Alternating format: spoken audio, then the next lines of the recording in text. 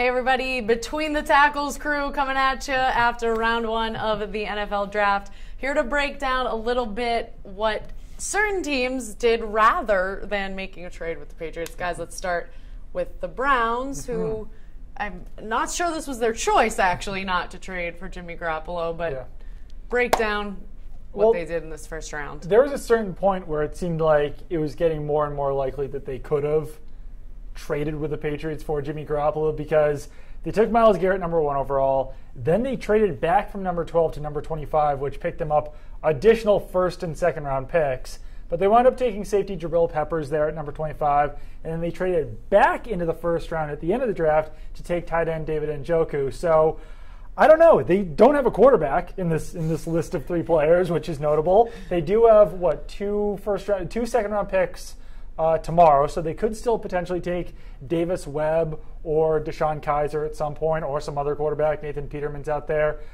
But yeah, they didn't get Jimmy Garoppolo. I guess there's always next year for them. So the team that probably needs a quarterback the most does not get one. Yeah. Meanwhile, the Chicago Bears trade everything but the kitchen sink for Mitchell Trubisky. I always say that wrong. When they've already overpaid Mike Glennon, so that happened. It happened. This was a crazy night, man. There were some very unexpected moves happening tonight. I mean, even the Browns, the fact that they had 3 first-round picks, which you usually don't see, and they didn't use any of those 3 on a quarterback, which they desperately need, because right now they have Cody Kessler as their starting quarterback. I don't think any NFL team really wants Cody Kessler as their starting quarterback. But I guess it just shows that they didn't really value any of these quarterbacks that went in the first round as much as some of the other teams who traded up 15, 16, 17 picks to get these guys, which was really stunning, because all we've been hearing over the last couple of weeks is that this draft, these quarterbacks, yeah, they're good, but they're not. There's no real star in here. Nobody's really going to start day one. You're going to have to wait. They would be further down in a normal draft.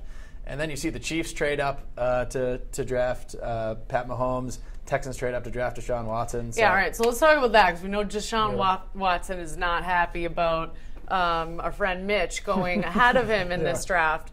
Why did the Texans, you think, make the move? Well, I think that was actually really interesting, that the Browns were sitting there at number 12, needed a quarterback, and then they actually traded with the Texans so that the Texans could take a quarterback. So I think that kind of shows you what the Browns thought of Deshaun Watson. Obviously, at the same time, the Browns might have thought, well, getting all these picks back will eventually probably help us more than taking Deshaun Watson. We'll see how Watson pans out. If he's going to be a top 10 quarterback, then that was the wrong move for the Browns. If he doesn't wind up being a top 10 quarterback, then that probably was the right move. But by taking Deshaun Watson, that completely eliminates the Texans from any Jimmy Garoppolo contention. He is their future starting quarterback, and that's all there is to it. If Deshaun Watson had a chip on his shoulder for being drafted below Mitchell Trubisky, he's going to have an even bigger one, knowing that a team that desperately needs a quarterback thought, nah, you're not for us, and traded away so another team could come up and get him. Yeah. He might thank them for that later, though. He might. I mean, as a player, I'm sure I would rather play for the Texans right now than play for the Browns. If Deshaun Watson turns out to be even a half decent quarterback, if he's good enough to start in this league, that Texans team can be very, very dangerous. They're a really good team. All right, well, let's get to what the Saints did, because Malcolm Butler stays put for now. Yeah.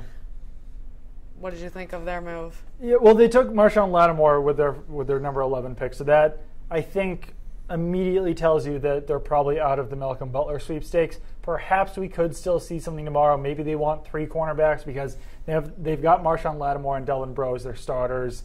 Maybe they could bring in Malcolm Butler, then Lattimore could start off as a slot cornerback. Then they took offensive tackle Ryan Ramczyk at number 32. But as far as Butler goes, Saints still have the 42nd overall pick tomorrow, and the Texans at one point were interested in sending their second-round pick to the Patriots for Butler, so perhaps that could still be in the works at some point tomorrow. So I'll kind of hold off on saying that Butler is absolutely going to be on the Patriots in 2017, but it certainly looks like Jimmy Garoppolo will at this point.